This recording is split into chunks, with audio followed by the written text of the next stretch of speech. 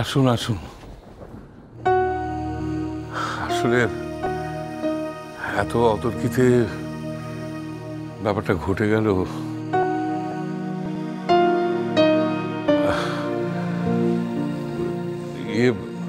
মেয়ে ফোন করছিল তো? হ্যাঁ, ফোন করেছিল। ওর ফোন পেয়েই তো, তাছাড়া টিভিতেও সমানে দেখাচ্ছে, মানে ও ফোন না করলেও আসতাম আমরা। অর্চি কোথায়, কেমন আছে এখন? মন কোথায় অর্চির কাছে? অর্চির আপনারা শুনেছেন নিশ্চয়ই। হ্যাঁ, ওর মেমোরি লস হয়েছে। পুরোটা মেমোরি লস নয়, পার্টলি।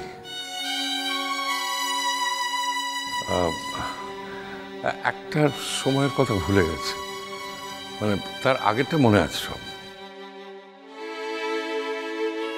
কিছুই মেলাতে পারছে না জানেন, তাই নিজেও খুব অশান্তিতে আছে। এত বুঝে ছেলেটা প্রাণে বেঁচেছে, এটাই এখন আমাদের মনে হচ্ছে মহাপ্রাপ্তি। 100 বার। আপনারা এসে গেছেন? হ্যাঁ, এক্সপেক্ট করছিলাম আসবেন। তা দিব্যবাবু, টেলিভিশনে দেখে এলেন তো? না মানে মনও তো আমাদের ফোন করেছিল।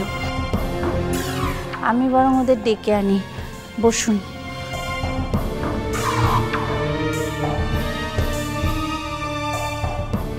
আপনারা দুধ চা খান তো?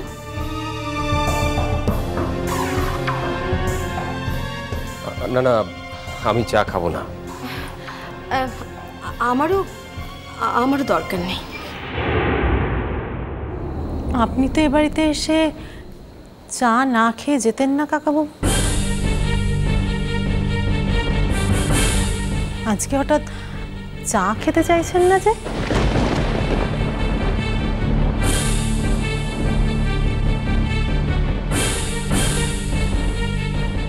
তুমি চা বানাও সাজবাতি দিয়ে।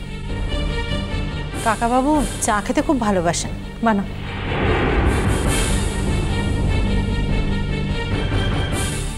খাবেন না বলছেন যখন, তখন জোর করছিস কেন রূপু? তুমি একটু চুপ করো না মা। উনি চাটা খাবেন না কেন, আমি তো সেটাই বুঝতে চাইছি। এর মধ্যে এত বোঝাবুঝির কি আছে রূপাঞ্জনা?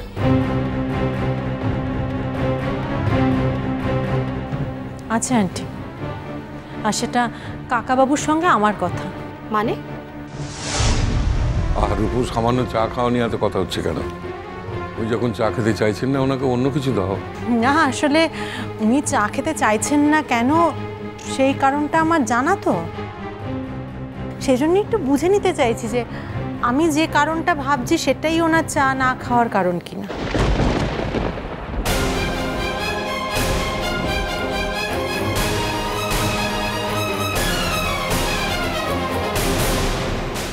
কোন কারণ? না, আসলে এই বাড়িতে এসে কাকাবাবু বাহারাতেই চাটা খেতেন।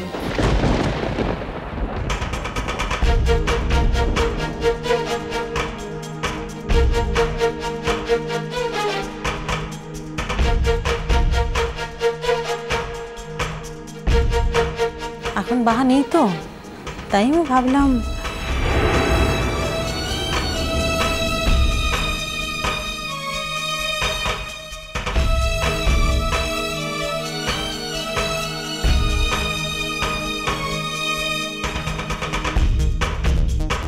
আমি কিন্তু এখনো আমার প্রশ্নের উত্তরটা পাইনি দিব্যবাবু। হ্যাঁ, কি যেন বলছিলেন? বলছিলাম যে টেলিভিশনে অর্চিতের খবরটা দেখাচ্ছে, দেখেছেন তো? দেখেছি। আর তারপরেই মানে খবরটা টেলিভিশনে দেখার পরেই আপনি আপনার বড় মেয়ের কাছে এলেন।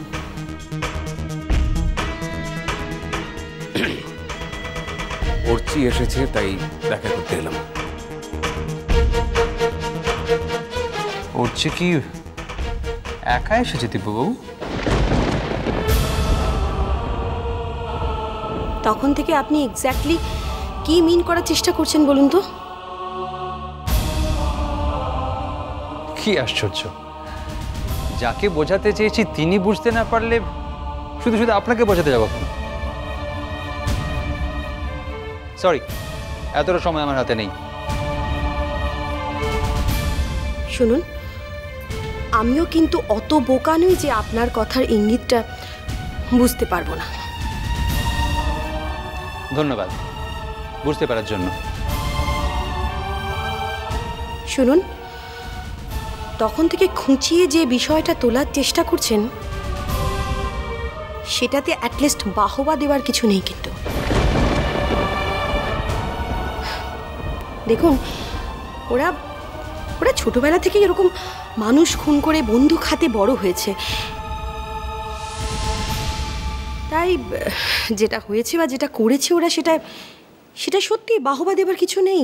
কারণ এটা খুব সহজ বিষয়, এর খাত ঘোত ওরা যতটা জানবে একটা সাধারণ সভ্য সমাজের মানুষের পক্ষে জানাটা ততটা সম্ভব নয়, তাই না? যত সব ভুল ধারণা। উনি কতটুকু জানেন ওদের সম্পর্কে? কি দিব্যবাবু, এনি কমেন্ট?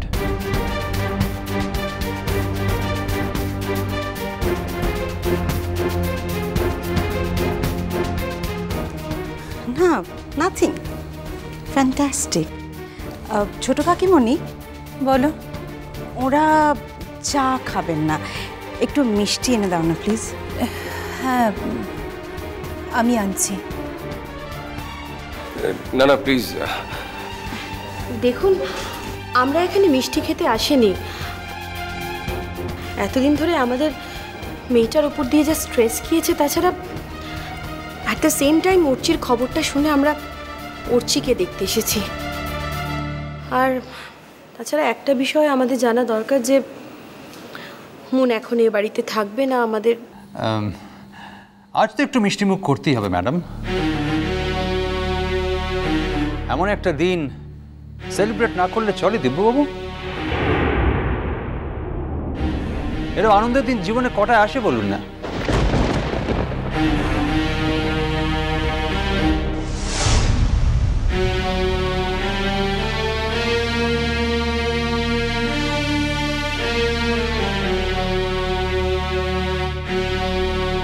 কি হলো দোয়েল পাখি, যাও মিষ্টি নিয়ে এসো। কি আশ্চর্য, তুমি দাঁড়িয়ে আছো কেন? যাও।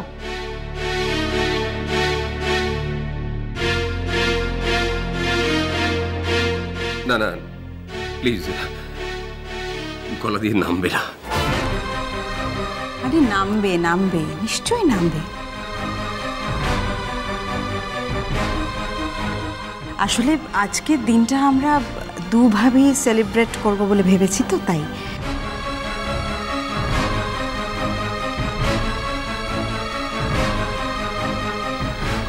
কিছুতেই আসবে না জানেন, কমলিকা ধরেই আনতে পারছে না।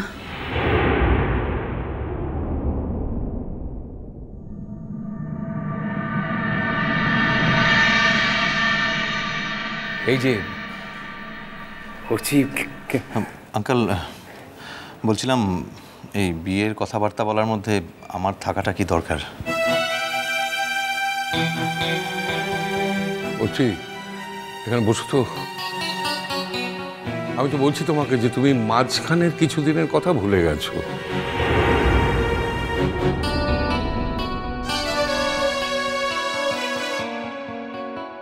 জেঠুমণি, ওকে জোর করে কোনো কিছু মনে পড়ানোর দরকার নেই। যখন মনে পড়ার তখনই না হয়। ন্যাচারালি মনে করালে যদি অন্য কিছু মনে পড়ে যায়।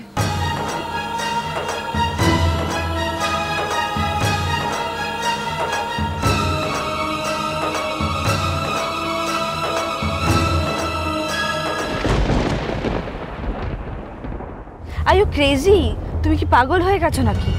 তুমি এখনো প্রচন্ড দুর্বল হচ্ছে, এখনো তো তুমি বলছো তোমার মাথায় পেইন হচ্ছে। এই অবস্থায় তুমি কাল থেকে আমার শরীরটা কি তুমি আমার থেকে বেশি বুঝবে মুন?